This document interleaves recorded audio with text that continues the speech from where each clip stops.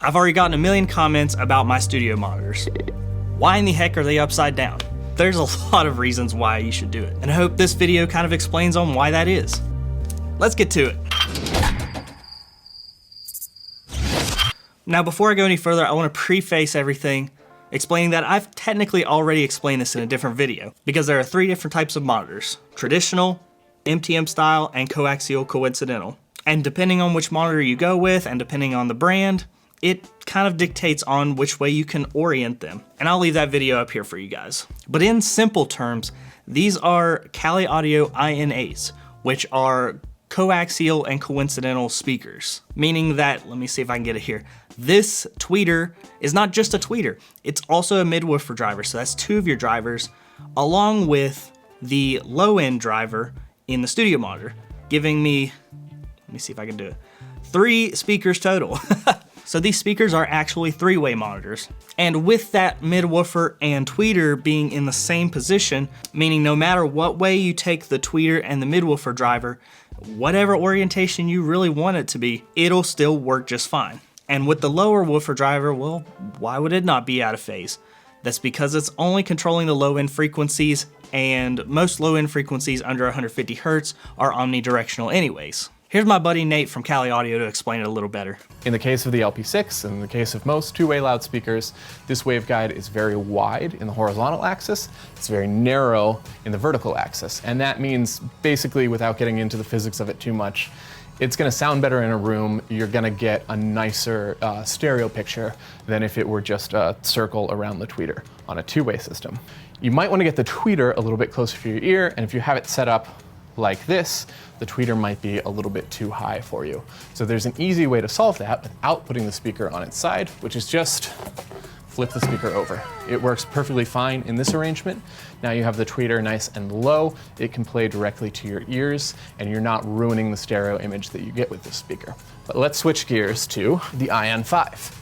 The IN5 or the IN8, these are coincident loudspeakers, coaxial, concentric, you might have heard any of those terms, and these can be placed on their side, and the reason for that is that these don't have a phase mismatch between the high and the low, and that has to do with the whole architecture of this speaker, and again, we're not going to get into the physics of that today, but basically what this means, this has a circular waveguide, so it plays the same in every direction. So with this speaker, it doesn't matter if it's on its side, if it's upside down, if it's right side up, doesn't really matter one way or the other. With the LP6 and with other 2-way loudspeakers, with other speakers that have an elliptical waveguide, it very much matters, and you want to make sure that that ellipse is nice and wide and not narrow and tall. Now, Nate's not actually my buddy, I just like his content and his point of view with Kali Audio. Nate, if you're out there, I want to be friends. Can we be friends? We should be friends. But anyways, that's not to say that I just did it for the heck of it. I actually do have a reason for it. Now, if you look above me, I actually have 2 pairs of Kali Audio IN5s, which are the exact same technology that's used in the IN8s. The only difference is that the lower woofer driver is 5 inches instead of 8 inches. And if you can't tell, these are rear speakers and side surround speakers. I work in a Dolby Atmos studio, and with Dolby Atmos, you have recommendations on how to set up your speakers. Now, while these are just recommendations, I like to follow with the guidelines as best I can. And one of those guidelines being that the height speakers be at a minimum of 8 foot. Unfortunately for me, my ceiling is actually 8 foot, and where I position my height speakers is actually just under 7 foot, so like 6 and 7/8, I don't know, something around that area. Now let's say if I were to put my speakers up normally. Great, they're perfect.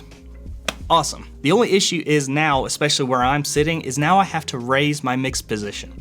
And when you think about the correlation between my main listening position and my height speakers, it's a lot shorter being upright than it would be these speakers being upside down. So now that I've raised my tweeter and mid-woofer drivers, I actually have to sit a little higher now, which gives me a little less resolution between my mix position and the height speakers. So instead of trying to figure out a way to raise my height speakers more, I decided to just lower my mix position altogether. And in order for me to do that, I have to flip them upside down, or even sideways. I tried putting them sideways at one point, and it works.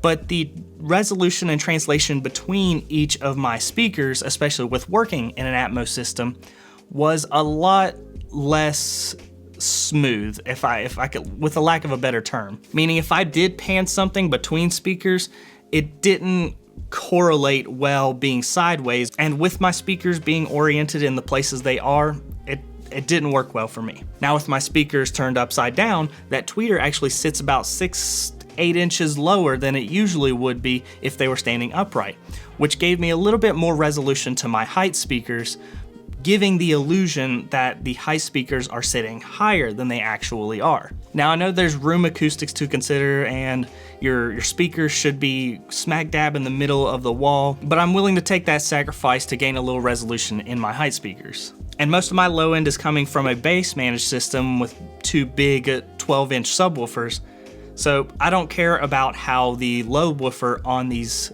studio monitors react. Or at least I should say as much. Not that I don't care, it's just less of a priority because it's not working as hard as it usually would be. So why should you trust somebody that has their speakers upside down? Because they've done their research on why they've been able to put them upside down. Not everybody is just throwing their speakers upside down just because it looks weird and fun.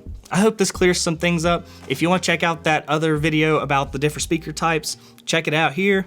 Otherwise, I hope to see you in the next video.